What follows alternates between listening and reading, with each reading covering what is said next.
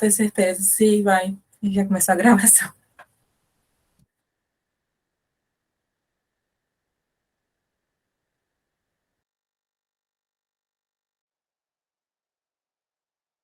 Quem ativou o botão da gravação foram vocês? Acho que o professor Josinaldo está aqui também em outra janelinha. Não, eu tô com ele. Acho que é Mas tem duas vezes. Tem duas vezes, então foi ele que iniciou a gravação. Professor Josinaldo, diga-se. Tá caladinho, chefe.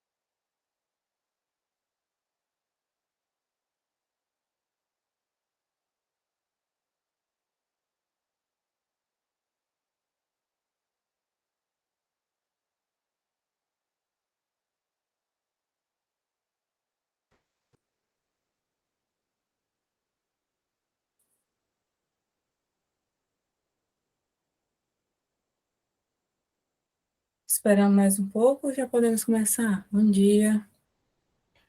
Bom dia. Como já são 9h02, né? Nossa aula está programada para as 9h.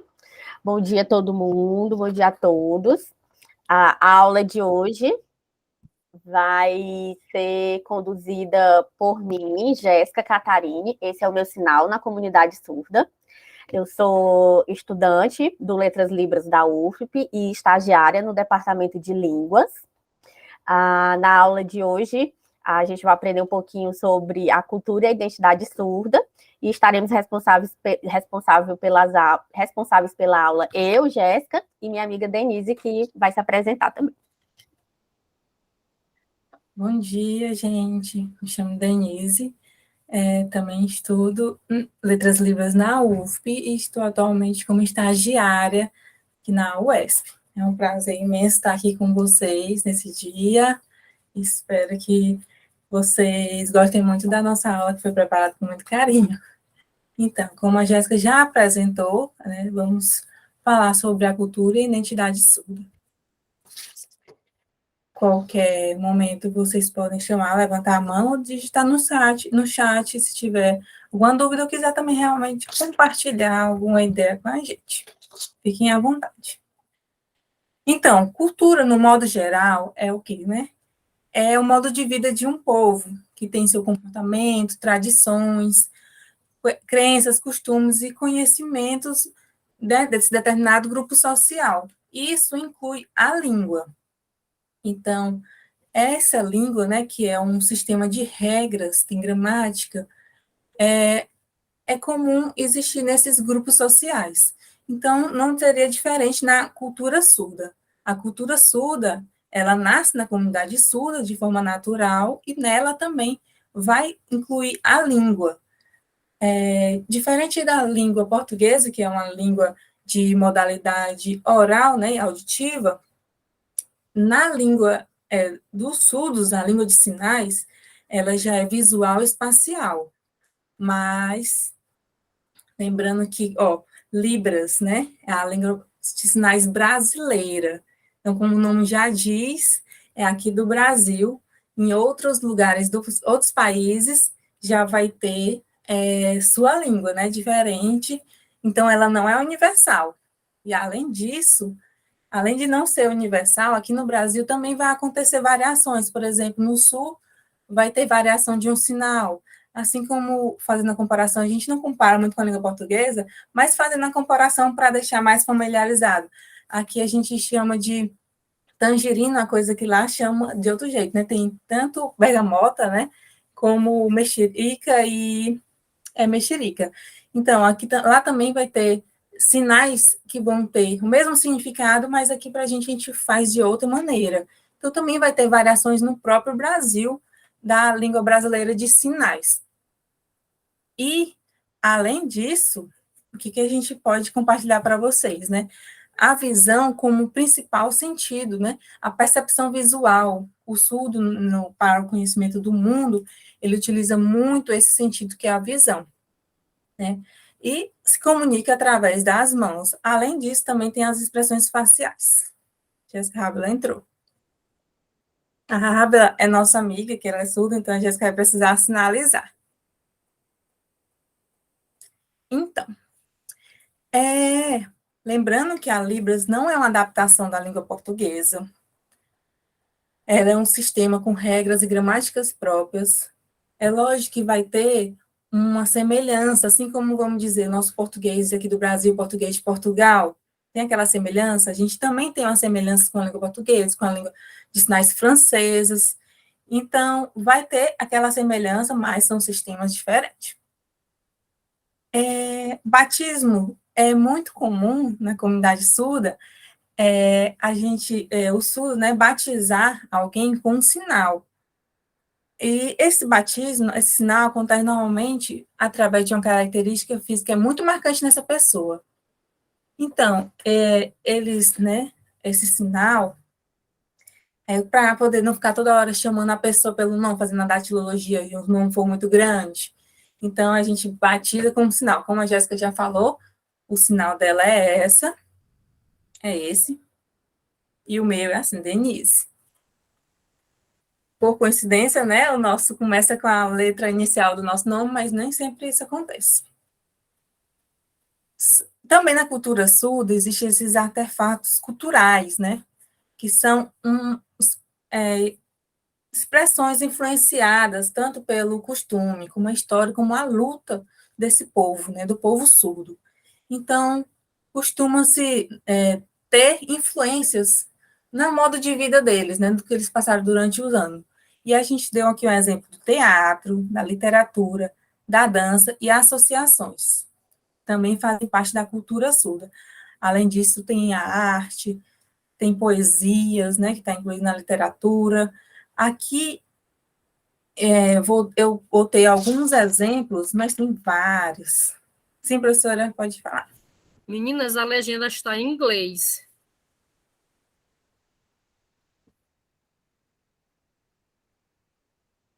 Mas eu acho que é em cada computador que você ativa.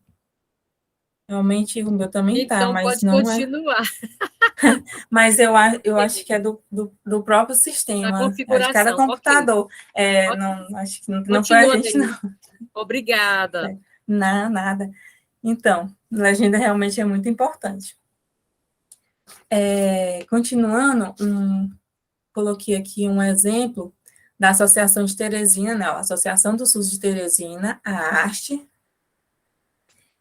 fundada em 13 de 9 de 2000, né, já tem um tempo, uns 22 anos, e é muito importante a associação, porque elas promovem encontro para, né, ajudar a comunicação, porque a gente tem que, acho que, não sei se vocês já sabem, mas existe muito surdo que nasce em família ouvinte.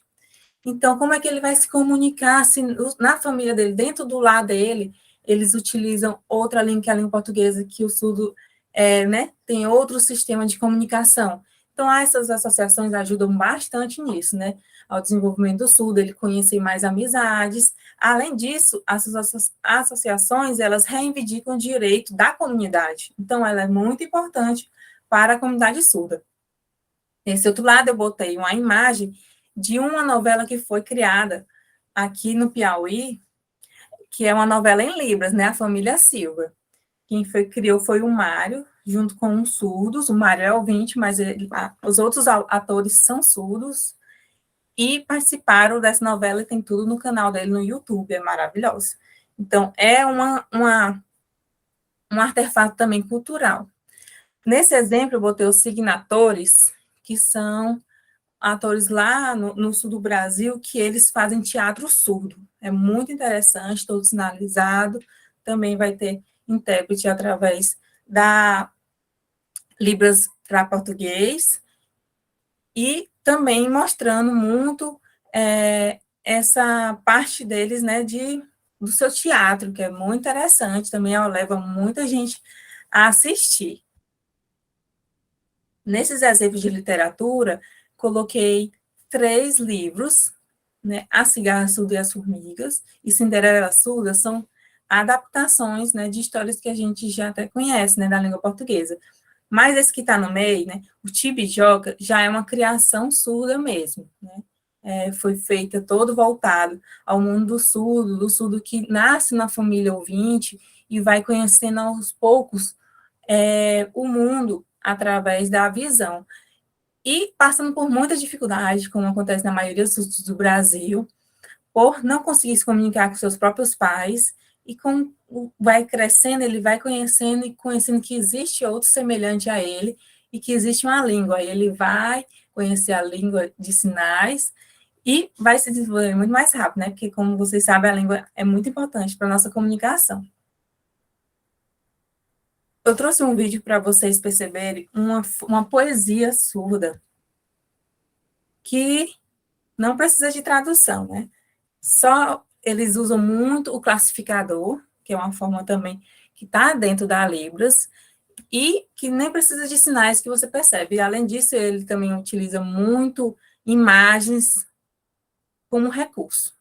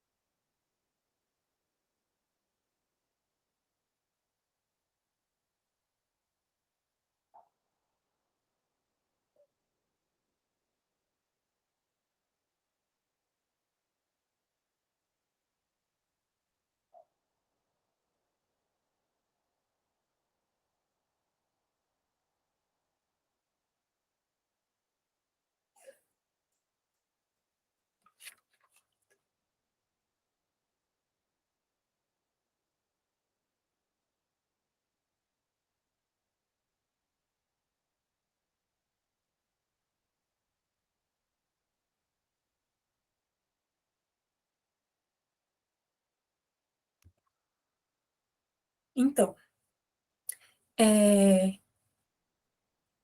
se alguém quiser participar, falar o que eles perceberam nesse vídeo, fiquem à vontade. Mas, ó, por que eu trouxe esse vídeo? Porque, por exemplo, como eu busquei no YouTube, né? Existem vários tipos de vídeo que você pode colocar na sua aula, voltar ao surdo, essa aula, deixar mais interessante, porque, ó, por exemplo, esse vídeo você entende muito bem, mesmo não conhecendo a Libras, porque ele tem muito classificador, além disso, tem as imagens que vai ajudar. Então, dá para colocar isso numa literatura, numa aula de literatura, numa aula de biologia. Então, existem outros materiais com vídeos que são muito interessantes para atribuir na aula. Então, também você pode falar da transformação, né, a chegada dos alunos que chegam né, menos maduro no primeiro dia de aula, mas ao longo dos conhecimentos vai se transformando, né, a metamorfose. Então, você pode inserir vídeos para chamar a atenção do surdo também nesses primeiros dias de aula, que a maioria deles querem se sentir incluído. Então, já começar com algo assim, ele já vai sentir um pouco, né, dentro daquela turma. E também você pode ir chamando, fazendo participações, fazendo com que eles interajam com outros colegas, porque a inclusão não é só, vou colocar um intérprete para a aula, o aluno já está incluído. Não. tem que ter todo aquele cronograma, envolvimento com os outros alunos, participação, levar eles para fazer parte de grupos diferentes, é muito importante, porque a inclusão inclui tudo, né? Ela é de forma ampla, não é só aquela minha aula vai ser sinalizada, o intérprete está ali com o surdo, não. Você também pode colocar algo assim que é só simples, mas o surdo sente, né? Que foi para ele, que foi, né? Que ele se sentiu incluído, certo? Gostaram do vídeo? Muito bem, professor. Deixa eu continuar aqui.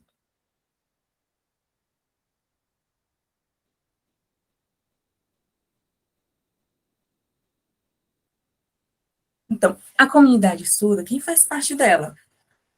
Então, as pessoas que se identificam como surda, além de pessoas com deficiência auditiva, é porque existe pessoas que elas, não sou surda, eu sou só deficiente auditiva, então a gente respeita, independente do seu grau, é como a pessoa se identifica.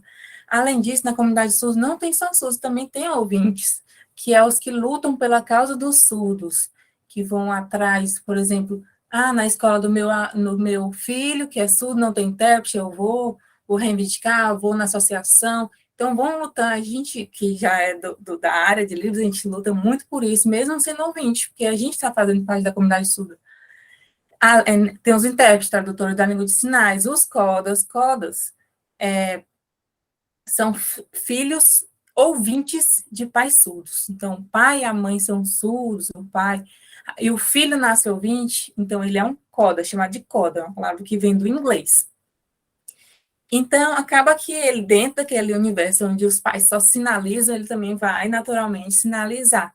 Então, ele vai lutar também pelos seus direitos com os pais. Normalmente, os codas, né, acompanham muito os pais em clínicas, em outros lugares que precisam da tradução, eles acompanham, então acaba que também estão dentro da comunidade surda, além dos amigos e outros parentes, né? Se você tem um parente um pouco distante que é surdo, você aprende a se comunicar com ele, luta pelos direitos dele, também você vai fazer parte da comunidade surda.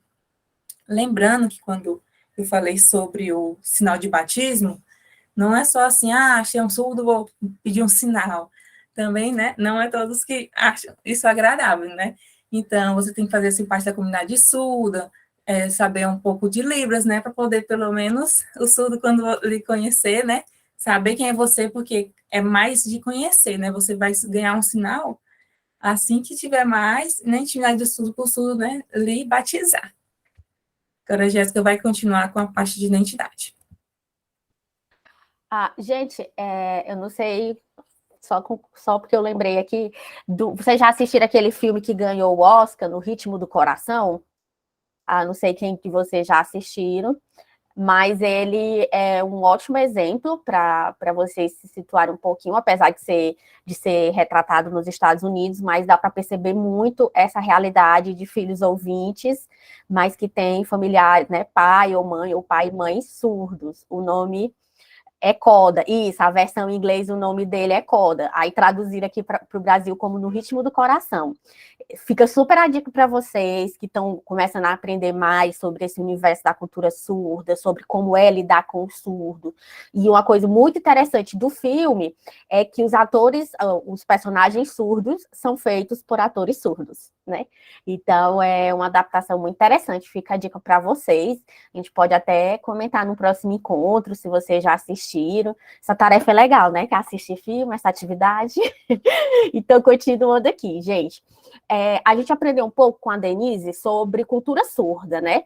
Toda vez que a gente vai estudar uma língua, a gente precisa entender sobre o universo que aquela língua faz parte e sobre as pessoas que compartilham aquela cultura. Quando a gente vai aprender inglês, espanhol, a gente começa a emergir, né, na cultura americana, na cultura espanhola, a gente conhece comida, costumes, e da mesma forma acontece quando a gente vai estudar a Libras, porque ela é uma cultura dentro da cultura brasileira, né? A cultura brasileira é muito rica, e uma dessas culturas que fazem parte da nossa cultura é a cultura surda, como a Denise explicou para vocês.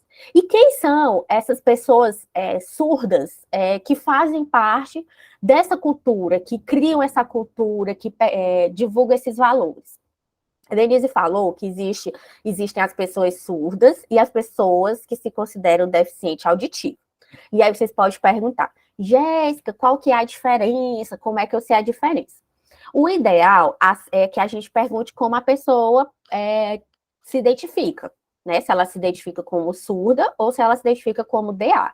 Algumas pessoas usam o parâmetro de grau de surdez para fazer essa diferenciação, outras não, né? Por exemplo, quem não tem nenhum resquício auditivo costuma se considerar surdo. Quem escuta bilateral costuma se considerar deficiente auditivo. Mas isso é uma regra? Não, porque a identidade também é uma coisa subjetiva. Observem que aqui a gente colocou no título, no plural, identidades surdas. Porque, obrigada, Natália, olha aí, tarefa de casa, o filme tem na Amazon Prime. Então, dá para assistir lá. Quem tem aí o Amazon Prime, quem não tem, compartilha a senha. Brincadeira, não estou dizendo isso. Então, quando a gente olha para a comunidade surda, a gente não pode tentar padronizar, colocá-los numa caixa, porque cada indivíduo é um indivíduo. Mas a gente consegue formar grupos de agrupamento, né, agrupá-los a partir da forma de comunicação que eles usam de forma predominante. Então, a gente tem as pessoas surdas oralizadas. Quem são essas pessoas surdas oralizadas? São as pessoas que fazem leitura labial e que também conseguem verbalizar. Porque, lembrando, acho que vocês já tiveram, né? Mas só para lembrar, surdo não é mudo.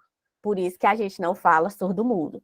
O surdo, ele é surdo. A limitação física dele está na audição. Ele tem todas as cordas vocais normais. E ele não fala por quê? Porque a gente aprende a verbalizar a partir do ouvir. Mas existem os surdos que usam aparelho ou implante coclear, que é parecido com dessa mocinha da foto, que é um implante colocado por meio de uma cirurgia, e dependendo do grau de surdez que a pessoa tenha, ele consegue proporcionar alguns retornos sonoros para o usuário. E essas pessoas, elas conseguem fazer leitura labial, se quem está falando não fala tão rápido, e elas conseguem verbalizar. O Michel, que esteve aqui com vocês, ele é um exemplo de surdo que verbaliza, ele oraliza, né? E por que todo surdo não faz isso? Para que essas pessoas oralizem, é necessário um grande trabalho de fonoaudiólogo e de identificação mesmo. Nem todo surdo quer forçar, por exemplo, as suas cordas vocais, porque é um trabalho muito cansativo para eles que não estão tendo retorno do que eles estão falando. Mas a gente tem um número, né, de pessoas surdas oralizadas, que foi muito comum durante a pandemia a gente pensar nestas pessoas que são surdas oralizadas, porque o uso de máscaras dificultou isso, né, para elas, porque a nossa boca está coberta pela máscara. Então, eles não conseguem realizar a leitura labial. Jéssica, então, se o meu aluno fizer leitura labial, eu posso dar minha aula só falando sem a presença do intérprete. Aí você precisa conhecer da realidade dele, porque provavelmente você precisa falar num ritmo mais devagar para que ele entenda. E precisa saber se esse surdo é inserido, tem contato, né, se ele é letrado na Libras. Então, percebam como são muitas variáveis envolvidas, mas existem sim as pessoas surdas oralizadas. Existem também as pessoas surdas que se comunicam apenas através da língua de sinais, ou seja, elas não oralizam. A língua materna delas é a língua de sinais e elas têm o português escrito como segunda língua. Esse deveria ser o padrão de ensino desde a criança surda. Toda criança surda deveria aprender a Libras como primeira língua e o português escrito como segunda língua.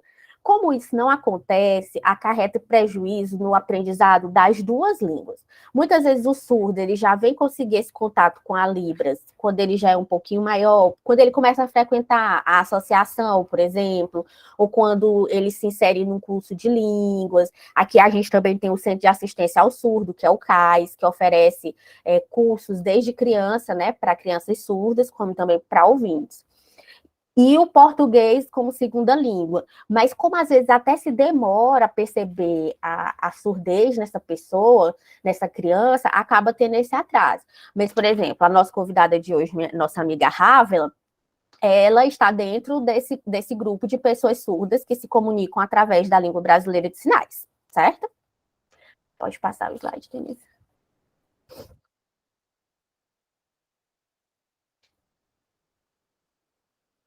Ah, vocês têm alguma dúvida, alguma pergunta sobre essa questão das identidades? Existem materiais que vão criar, que têm outras classificações, né? Vão criando novos subgrupos. Mas, de novo, identidade é algo tão subjetivo que o ideal é que, ao receber aquele aluno surdo, você tenha curiosidade, que você tenha interesse em perceber as particularidades dele. Ele é um aluno que usa aparelho, que tem retorno auditivo, que oraliza, que faz leitura labial, ou só usa a língua de sinais, para que a gente possa proporcionar o melhor ambiente para ele, certo? E aí a gente chega aqui, né? Quem é um aluno surdo na universidade? Eu gostaria de convidar minha amiga Rávila para abrir a câmera, que a gente vai fazer uma entrevista com ela. Vocês podem colocar perguntas aqui no chat. Certo. Ok, Rafa. Vocês podem colocar perguntas aqui no chat. Aproveitem essa oportunidade que a gente está tendo de ter contato com uma aluna surda que faz parte da universidade. Ela é estudante de Letras Libras, lá na UFP. Ela estudou ensino médio no IFP, né?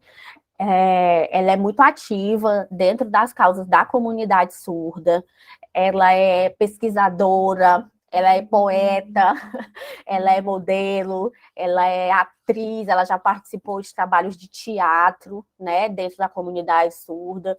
Então, percebo como uma pessoa só tem tantas identidades dentro dela.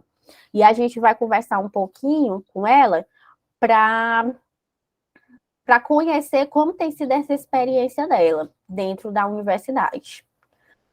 A Denise vai fazer a tradução em Libras para ela, e eu vou fazer a tradução em português para vocês do que ela falar, tudo bem? Ok, Rávila, a gente pode começar? Pede só para ela aproximar um pouquinho a câmera. Não, eu aumento aqui.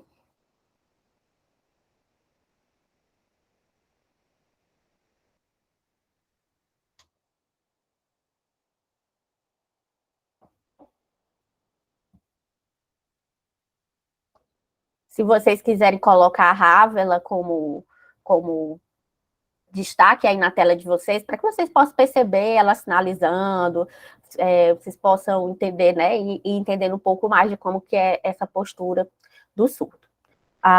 Vou começar a primeira pergunta, a Denise vai fazer para ela. Eu já até apresentei rapidamente, mas eu gostaria que ela falasse quem é a Rávila.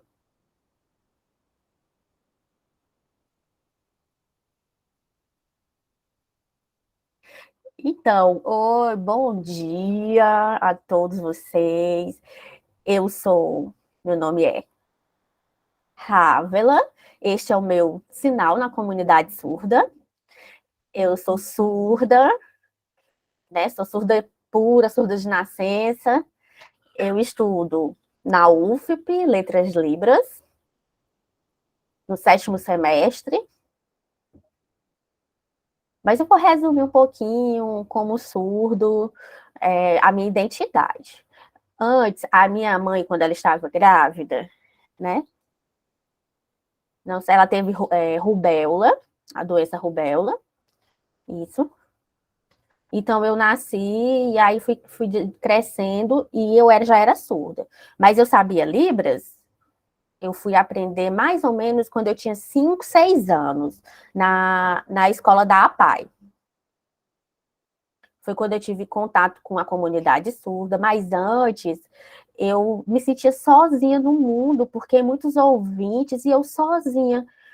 Parecia que a minha vida era estranha, porque eu não tinha contato. Quando eu entrei na escola, eu percebi que existiam outras pessoas iguais a mim, e eu fiquei muito feliz. A minha família sabe Libras? Não. Minha irmã sabe. O meu irmão, mais ou menos, está aprendendo lá na UFP. O meu pai, mais ou menos, eles usam mais gestos ou escrevem no português. São gestos muito simples. E a minha mãe está sempre lutando pela minha acessibilidade. Minha mãe sempre lutou muito pelas minhas questões de direito, por isso que eu fui estudar na APAE, né? Então, isso me motivou ao meu desenvolvimento, até eu chegar no Letras Libras lá na universidade, né? Um curso superior, que eu estou no 7º semestre, ou seja, ufa, tá perto de eu me formar. Então, como a minha identidade é surda, é verdade, antes eu não aceitava que eu era surda, porque parecia que eu não tinha clareza sobre o que era isso, o mundo cheio de ouvintes, de pessoas falando, e eu me sentia sozinha, né? Até que eu encontrei outros surdos e eu percebi que eu tinha uma identidade, eu tinha uma cultura, eu tinha uma língua, né? E eu fui me acostumando, que era o meu jeito próprio, as minhas características. Então, eu fui aprendendo e fui incorporando tudo isso que faz parte da minha identidade surda hoje, ok? Tem mais perguntas, sim. Obrigada, Rávela. Rávela, conta pra gente como tem sido a sua experiência na universidade. Na verdade, você pode contar um pouquinho antes do ensino médio. Como foi a sua experiência no ensino médio e que lhe motivou a ir para a universidade? Ok. Boa pergunta. Então, é verdade. Depois da APAE, eu fui estudar no Colégio Matias Olímpio, mais ou menos a 5º até o 9º ano. Lá tinha intérprete também. Teve um período do 5º ao 6º ano que não teve intérprete, teve muito problema. E aí depois a gente conseguiu, né, até o 9º ano, onde eu acabei tendo acompanhamento de intérprete. Aí eu fui para o IFP, sem praticar o português e a matemática para entrar no IFP, né? Mas não tinha intérprete, era um grupinho muito... a internet dela caiu um pouquinho. Foi com muito sacrifício que eu consegui fazer a prova do IFP e consegui passar lá no IFP Sul. Em qual curso? Eu fiz o curso de técnico de vestuário, que são 4 anos de curso lá, né, ensino médio. Então, lá no IFP, eu ficava pensando como que vai ser ótima a acessibilidade lá no IFP Sul, mas eu fui a primeira surda lá do IFP Sul, então foi difícil, gente. Eu tive que lutar, só tinha uma intérprete, ela ficava todos os horários, era puxada, foi muito difícil, eu tive que lutar muito para ter a ajuda de outros intérpretes, porque só tinha uma, né? Mas ela me ajudava muito, ela lutava também, né? E ela já tinha experiência do IFP Central. Então, assim, o IFP Sul ainda estava caminhando, ainda estava se acostumando a ter essa acessibilidade. Então, eu precisei me posicionar, precisei lutar, porque a acessibilidade não era verdadeira, né? E aí, o reitor, né, o diretor do campus, eu ia até ele, lutava, abri um processo dizendo que faltava acessibilidade, cobrei, lutei, e aí depois, no 2º ano, eu consegui mais intérpretes que chegaram lá no IFPSU, e eu fiquei aliviada, porque eu pude me desenvolver. Aí no 3º e no 4º ano teve alguns problemas, porque foram entrando mais surdos lá no IFP Sul, e eles precisaram se adaptar, não era mais só eu de surdo, tinham outros surdos agora, né? E eles precisaram se adaptar para receber esses outros alunos surdos, né? Que cada um era de um jeito, estava numa série diferente. Então, eles precisaram se acostumar, né? E eu estava muito acostumada com a EE, lá do Matias Olímpio, e no IFP era diferente, era mais difícil. E aí, quando eu consegui terminar o curso, né, no 4º ano de vestuário, eu pensei em fazer moda lá na UFP, né? Pela experiência, mas só tinha uma vaga para pessoa com deficiência. E eu consegui, né? Fiquei, mas eu vou tentar primeiro. E aí eu fiquei em 5º ou 4º, não fiquei dentro das vagas, ok, pensei, vou tentar o Letras Libras, porque minha mãe me incentivou muito, eu falei, vou pensar, não sei se é isso que eu quero, mas eu vou fazer um curso de instrutora lá no CAIS, né, para ensinar o básico, desde crianças até adultos, e comecei a ensinar lá no IFPSul também, os cursos que tinha. Então, eu comecei a perceber que eu podia ser professora, combinava comigo, combinava com Letras Livres, e eu pensei, vou fazer a inscrição para o Letras Livres. Fiz a prova, e aí depois eu fiquei assim, ansiosa, acho que eu não vou passar, esse resultado não sai, mas aí eu passei de primeira e eu fiquei aliviada, fiquei muito feliz. Quando eu entrei lá na UFP, tudo mudou. Muito difícil o ambiente acadêmico, a Libras é muito diferente do que eu estava acostumada, e eu fiquei como? Mas dentro da UF tem os intérpretes, tem alguns professores que adaptam os seus materiais, que tem uma metodologia, mas a gente também está sempre cobrando lá, né, essa adaptação. Então eu percebi que a UFP era diferente do meu ensino médio, mais diferente ainda do meu ensino fundamental. Parece que na UFP você tem uma autonomia, você tem que aprender sozinho, com o seu comportamento, a sua ética é diferente. Como profissional, você já começa a se formar ali dentro do ambiente acadêmico, né? Tem muita palavra nova, difícil, que eu não conhecia, e eu pedi ajuda, pesquisava, foi difícil essa luta, até hoje que eu estou no 7º período, e está quase acabando, né? Mas tem muito que lutar, né? Eu passei a vida lutando pelo meu direito de ser surda. Obrigada, Rávila. Rávila, o que a universidade pode fazer para proporcionar mais acessibilidade? O que a universidade pode melhorar, né, nessa questão de acessibilidade? Então, a universidade precisa, gente, ter acessibilidade de verdade para o surdo. Só para o surdo, não. Para todas as pessoas com deficiência, o cego, o surdo cego, o autista. Precisa ter para todos essa acessibilidade verdadeira, né? Uma metodologia adaptada. Porque antes dizia que tinha acessibilidade e inclusão, e esse é um resultado da nossa luta. Por exemplo, o surdo cego, ele usa a Libra estátil, né? Mas o surdo precisa o quê? Que é importante para o surdo? Ele é igual o ouvinte, que você vai ensinando falando, falando? Não. O surdo e o ouvinte têm culturas diferentes, eles têm costumes, línguas diferentes, né? Por isso, o professor precisa olhar para o surdo, perceber o seu jeito próprio e criar estratégias. Se tiver dúvida, chama o intérprete, conversa com o intérprete. O que eu posso fazer? Como é essa experiência? O que eu posso fazer para melhorar a minha estratégia de ensino, né? Para ensinar dentro da universidade e ter uma acessibilidade de verdade. Né? Eu acho ainda muito fraco dentro das universidades. A maioria dos professores acho que não precisa ou não querem aprender Libras, não querem, ou acha que não é importante fazer. Mas desculpa, eu esqueci de adaptar, e fica só dando desculpas, e o foco é no sucesso só do ouvinte, não valoriza o aluno surdo do Piauí para que ele possa crescer como profissional. Em outros estados, a gente observa que já tem essa acessibilidade mais desenvolvida. O Piauí precisa crescer nisso também, mais acessibilidade. Só um intérprete? Não. Precisa ter mais de um intérprete na sala de aula, né? Eles 1, 2, 3, porque eles precisam fazer essa troca e precisa de mais valorização do profissional, né? Monitores, pessoas que juntos vão contribuir, né, para conseguir fazer essa acessibilidade melhor, uma metodologia. Se você tem uma metodologia difícil, experimenta um debate, uma roda, usa muita imagem, isso é muito importante.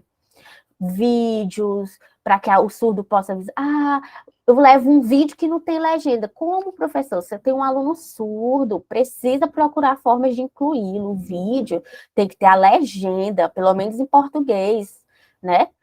Para que o surdo se sinta parte daquela experiência da aula e isso garanta o sucesso dele na universidade também. Mas tem muitos professores que falam que não é importante valorizar aluno surdo. É importante, sim. Nós também estamos dentro da universidade. Precisa fazer essa adaptação de metodologia. Aprendam Libras, que a gente vai conseguir uma inclusão de verdade para a nossa universidade. Rávila, Para quem não sabe, a Rávila, ela acaba de ser a primeira surda da Universidade Federal do Piauí a receber um prêmio de iniciação científica. A solenidade foi há 15 dias atrás. A pesquisa dela que ela realiza de ICV, né, de PIBIC, de iniciação científica, ganhou o primeiro lugar das áreas de linguísticas, artes, e ela é a primeira surda do Piauí a ser premiada numa pesquisa científica. E eu gostaria que ela falasse como é essa experiência dela com a iniciação científica, que tipo de estratégias a professora dela, se é ouvinte, se é surda, como tem sido esse processo de pesquisadora dela.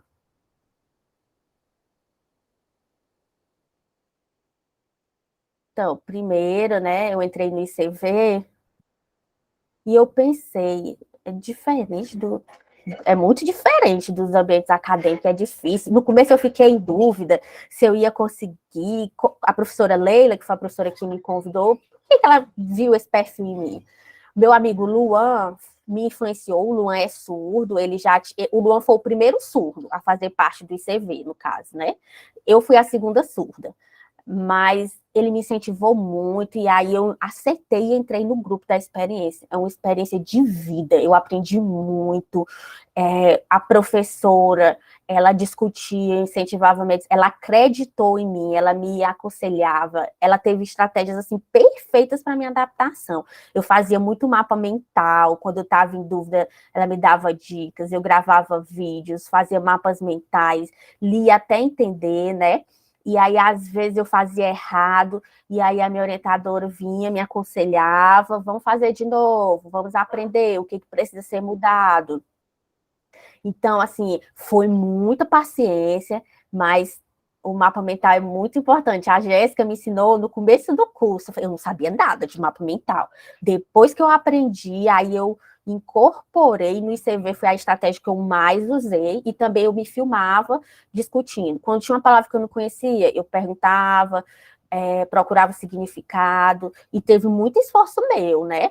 Então, assim, o mapa mental eu organizava e depois eu mandava para a professora, e ela é orientadora, me ajudava a organizar os dados da pesquisa em tabelas, né?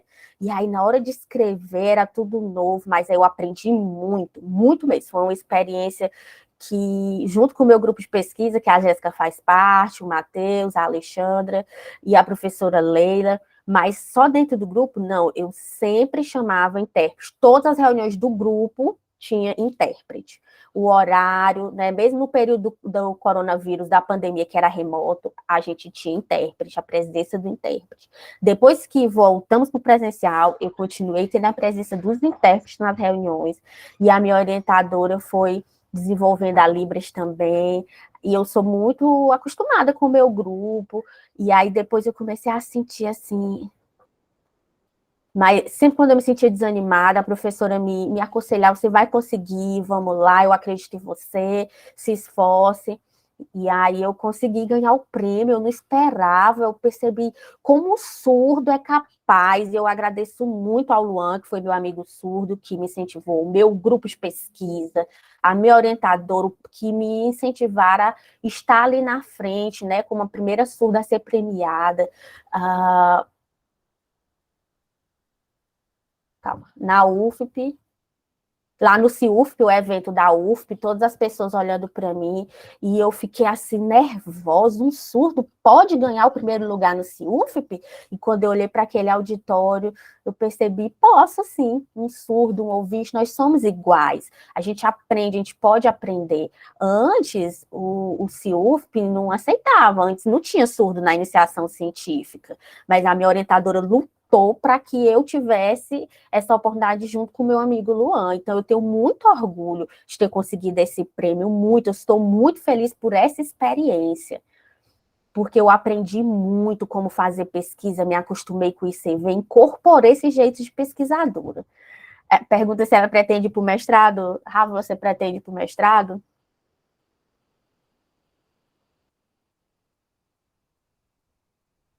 Sim, eu pretendo, eu tenho vontade de fazer mestrado. Agora, que se for junto com a minha orientadora, então, as estratégias dela são perfeitas. Ela adapta os materiais. Se eu não conseguir entender, ela explica de novo, ela vai adaptando, até que eu consiga compreender aqueles conceitos claros. Então, eu penso sim no mestrado. Mas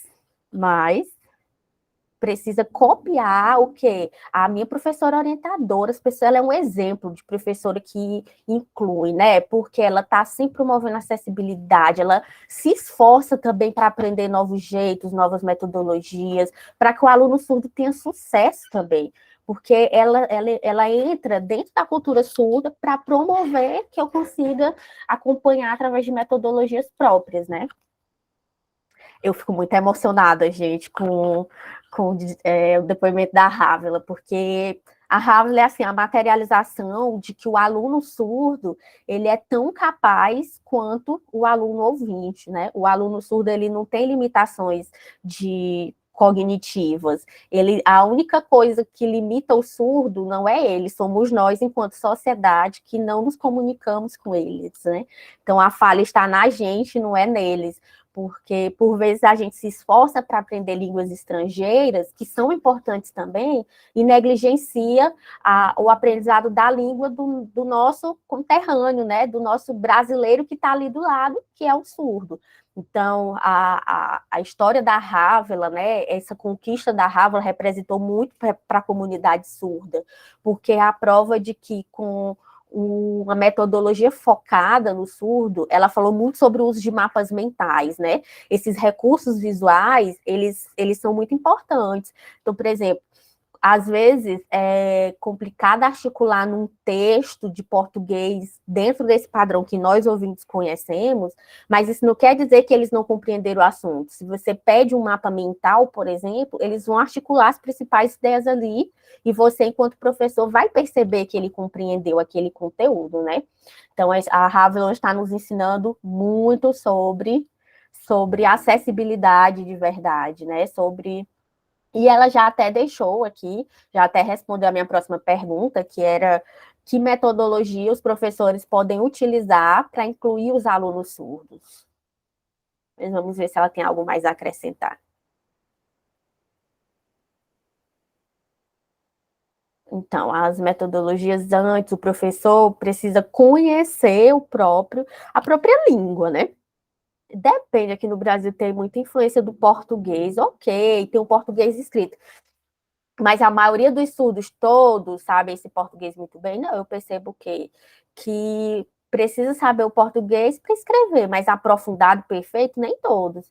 Então, assim, o professor precisa ter essas estratégias para se acostumar a usar Libras também, para que o aluno surdo entenda, ele precisa cobrar um português perfeito, conversa com esse seu aluno, perceba, torne leve esse ensino para ele, faça adaptações. Eu não consigo fazer adaptações para Libras, mas tenta adaptar dentro da cultura surda. As metodologias são muito importantes para valorizar o aprendizado verdadeiro, né? Por exemplo, vou usar a mesma metodologia do ouvinte, que é só falar, e o surdo vai ficar calado. Você acha que está claro para ele? Por isso é importante ter sim contato com o seu aluno surdo, perguntar se ele está entendendo. Se seu aluno surdo ficar só calado, valorize ele a participar dos debates, né? Na hora das provas, só o português, dá uma adaptada. Pode ser provas de múltipla escolha, porque uma prova de texto longo é mais complicado, não é próprio da cultura surda, mas provas objetivas são mais equivalentes ao nossa metodologia, né? Você pode adaptar, ou o aluno pode responder em Libras, e com a ajuda do intérprete, você compreende o que ele está respondendo, né? Ele pode lhe enviar um vídeo, né? Sinalizado, um artigo ou um texto sinalizado, porque a sinalização é própria dele e você pode consertar, fazer as adequações.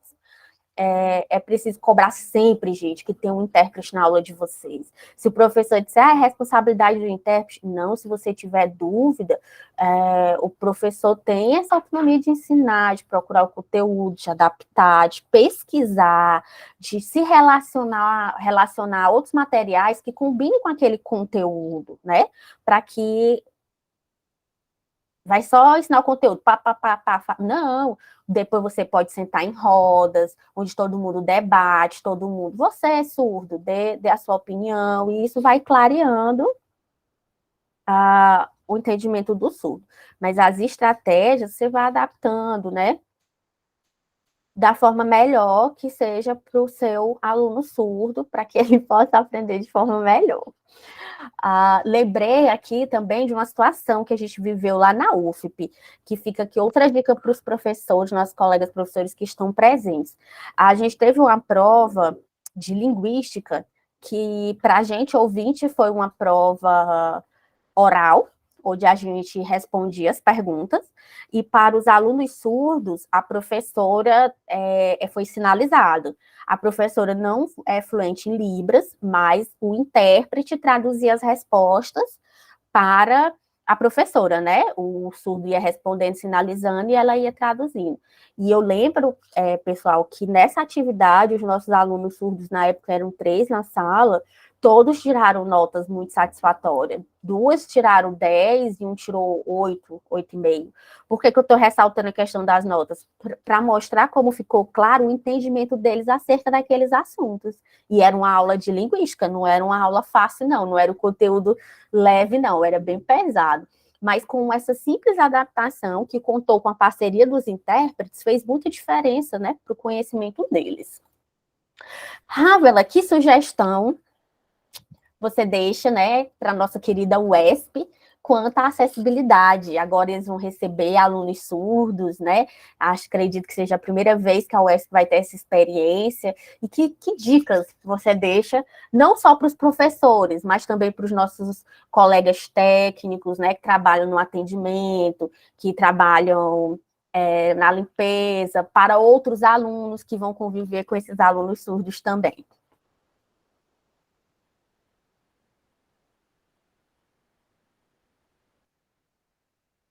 Então, antes, vocês têm que organizar, né? A UESP, melhorar o quê?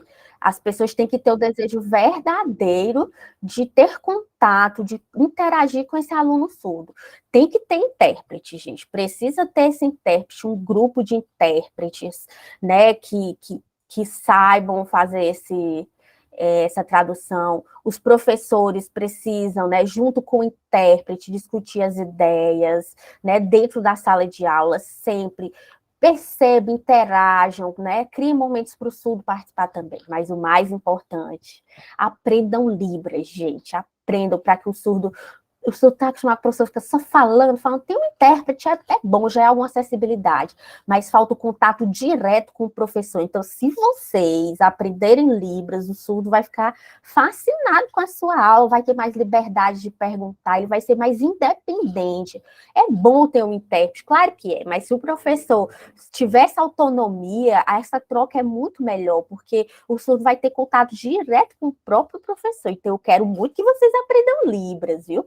Que o intérprete não pode ser assim, um intérprete fraco, o intérprete precisa ser um intérprete fluente, que entenda da área, né? Que seja claro. Nos banheiros precisa ter, pode ser o nome em escrita de sinais. Isso é simples, gente, é só colocar uma placa nas portas, nas coordenações, né? E isso vai fazendo com que o surdo se sinta parte daquele ambiente. Muito obrigada, Rávela. Fique aí, por favor, que eu acho que tem perguntas para você. O Renato quer perguntar? Pode abrir seu microfone, Renato. Não, eu só vim compartilhar uma experiência, né? Eu faço ciência da computação na UESP e desde muito novo eu tive um amigo surdo, né? Inclusive eu aprendi muitas coisas com ele. A gente conseguiu, né? Passar, tipo, exercer na área, estudar, né? Fazer ensino superior na área que a gente quis. Ele faz análise de sistemas, né? No IFP, e eu faço ciência da computação na UESP. por não ter essa acessibilidade, ele não conseguiu frequentar o mesmo ambiente que eu, né? A gente tinha planos de fazer ciência da computação juntos na UESP, só que lá não costava essa acessibilidade, né? E eu fiquei muito triste por isso. Ele se chama Ravi, ele mora em União, sou de União, Piauí, e eu aprendi várias coisas com ele, e eu achei excepcional.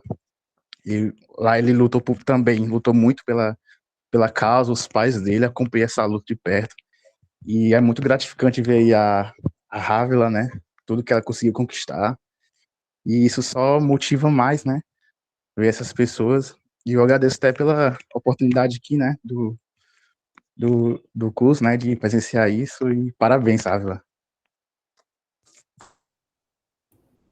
Obrigada, Renato. Alguém mais? Acho que é a professora Artemária deixou aqui parabéns para a Rávila, que tem certeza que a luta dela é diária. Parabéns pela coragem de romper as suas barreiras. A professora, que não é o professor Josinaldo, levantou a mão. Vamos. Bom dia. É a professora Sheila usando o e-mail do professor Josinaldo, que é o único que a gente tem que pode gravar. Toda vez que eu tenho contato com a Rávila, a Rávila é uma menina linda, é uma menina que busca. Quando eu falo linda, não é só fisicamente, é porque ela busca, ela cobra, e ela está sempre se superando e cobrando mesmo, fazendo acontecer. Então, o depoimento dela foi bem interessante, para a gente perceber que é possível. Nós não temos as mesmas condições que a federal tem, porque a federal tem intérprete por força de uma lei federal. Nós não temos o código de intérprete, já vem explicando isso faz tempo. Mas é possível, sim, que dentro da UES nós temos nós estamos só 7 professores de Libras, nós podemos servir de apoio para ajudar, para tirar dúvidas. Professora, eu estou com dúvida aqui, como é que eu faço? A gente junta, eu falo por mim, né? Pelas outras eu não posso falar, mas eu posso buscar a ajuda delas para a gente tentar explicar melhor como conduzir esse trabalho de ensino dentro de sala de aula. Então, a Rávila acabou de mostrar que é possível, né? E que também, por conta dela, pelo esforço dela, ela também conseguiu absorver as informações e por conta também de uma professora que ajudou bastante, né? Eu conheci a Leila e realmente ela desenvolveu muito a fluência em Libras por conta da necessidade de fazer um trabalho bem feito. Eu fico muito feliz com esse depoimento, porque eu sei que também é possível, dentro da UESP, a gente fazer isso. Já estamos começando com esse curso. É pouco? Mas é o que a gente pode fazer no momento. Quero agradecer demais a Rávila. Rávila, você é do meu coração. Obrigada, obrigada, obrigada. E agora eu vou deixar os outros falarem também. O Alisson colocou aqui, parabéns, Rávila, a sua história mostra o seu sucesso e também o seu esforço. Desejo sorte para a UESP, né, que também tem alunos surdos de sucesso aí dentro, né, ou surdos cegos, que eles possam desenvolver igual. Quando eu comecei no IFPSU, era igual, estava começando, mas aí depois eles conseguiram, né, conquistar muitas coisas. Então, eu acredito que a UESP vai conseguir esse processo também. No começo é difícil, a gente vai com o que tem, né, começa mais fraco, mas a gente vai conseguindo se desenvolver. A Ávila, muito obrigada por aceitar o meu convite, sempre minha parceira nas aulas. Para essa aula, gente, que a gente ia falar sobre cultura e identidade surda. Apesar de nós fazermos parte da comunidade surda, a gente não poderia ocupar o lugar que é deles, né? O protagonismo é deles, a gente é suporte, a gente é aliado, mas quem tem esse lugar de fala são eles. Então, é uma coisa que a gente preza muito, que a gente aprende muito dentro da convivência com os surdos, de dar a ele o lugar de protagonismo, porque eles são protagonistas, eles podem ser protagonistas. A gente poderia ter ficado aqui falando, o surdo se sente assim, o surdo se sente assado, façam isso, mas para a gente o importante é que vocês possam e continuem tendo a oportunidade de ouvir o próprio surdo, que é quem vive a experiência, que é com quem vocês vão ter que lidar lá, porque eu, como ouvinte, né, não necessariamente não ocupo esse lugar, porque eu sou ouvinte, apesar de fazer parte da comunidade surda. O protagonismo é deles, entendeu? Eles estão... Chegou um aluno surdo na UESP, vamos todos nós procurar nos interar com ele, vamos aprender a língua de sinais, a gente vai abrir cursos, o DL está trabalhando para isso. Participem, se inscrevam, tenham um contato. Língua a gente aprende com o contato com o falante, com o usuário daquela língua. Então, assim, no começo a gente acha que nossos dedos vão ser duros, eu não tenho talento, mas com esforço a gente consegue. A gente cobra muito esforço da pessoa com deficiência, mas a gente tem que fazer uma autocrítica. E eu, enquanto pessoa ouvinte, o que eu posso fazer para proporcionar uma sociedade mais inclusiva? E eu deixo até um desafio para vocês que estão aqui. Você, professor, o que você pode fazer para tornar a sua aula acessível para o aluno surdo? Você, servidor, você técnico, que atende nos setores, o que você pode fazer para tornar o seu atendimento acessível para o surdo? O Renato deu o exemplo dele, né, que estudou com um colega surdo. E nós que vamos ter outros colegas surdos pelo campus, como nós podemos interagir com eles? Fica essa reflexão para vocês, que a gente possa se desafiar e proporcionar, de fato, um UESP para todos. Eu acho que a Ravel quer falar e depois eu passo a palavra para a professora Sheila. É rápido, eu lembrei de uma coisa que eu queria somar aqui para vocês. Eu lembrei o quê? De professores todos, né? Ficam nervosos. Calma, gente, não precisa desse nervosismo, nem os técnicos. A minha professora Leila, a orientadora, ela era fluente na Libras? Não, ela estava no básico, mas aí ela foi, percebendo a minha Libras, e aí ela está desenvolvendo estratégias. Então, vocês não precisam já chegar fluente, ótimos, perfeitos. Não, vocês vão aprendendo, adaptando as metodologias e vão desenvolvendo também. Professora Sheila. A gente fala muito de inclusão, né? E nós estamos falando muito no foco do professor, mas a gente tem que lembrar também, não é, meninas, Jéssica e Denise e Rávila, nós também devemos preparar os outros alunos, porque o surdo, dentro de uma escola, ele não se limita dentro do espaço da sala de aula, ele sai para um lanche, ele sai para um banheiro, ele precisa de interação. E é preciso que a gente também trabalhe com os nossos alunos, ouvintes, para ele entender, respeitar, não é? A cultura surda. Olha, eu ensaiando, tá vendo? Te peguei, professora. Então, eu vou aprender, eu testar, que eu ainda vou conseguir falar tudo Mas a em professora Libras. Sheila é boa em Libras, sim. Ela me ensinou português no passado, as regras, né? Então, ela me ensinou muito. E eu ficava impressionada, babando ali, escrevendo. Pode continuar as oficinas, viu, professora? A Ravel, ela participou da minha oficina, quando eu precisei, né?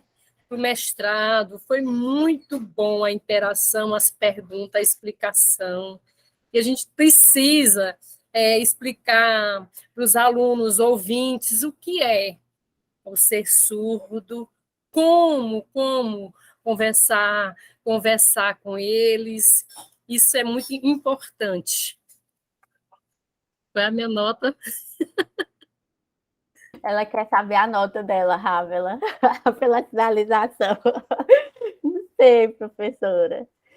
Mas eu sempre incentivo, né? Sempre. Você tá boa, eu fico sempre impressionada. Gente, então era isso, a gente chegou aqui 10h03, né? Começamos 9h02 e terminamos 10h03. Muito obrigada pela presença de todos vocês. Espero que vocês tenham gostado dessa aula de hoje. Espero que vocês tenham gostado de conhecer a Rávela. E a gente vai estar fazendo um rodízio com as estagiárias lá do DL. Então, hoje estivemos eu e a Denise. No próximo encontro vai ser uma das outras meninas, mas a gente vai se encontrando ao longo do curso. Muito obrigada pela presença de todos. Tenham um bom dia e até a próxima.